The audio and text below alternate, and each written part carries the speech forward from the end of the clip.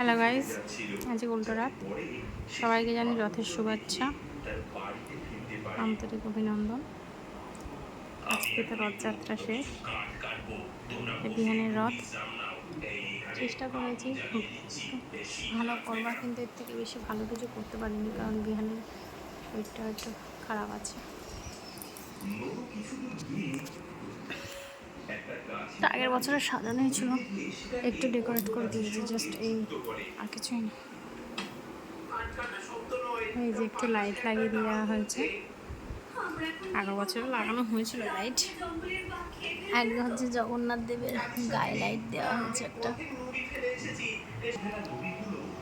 জগন্নাথ দেবের গায়ে একটু দিয়ে দেওয়া হয়েছে একটা লাইট, আর একটা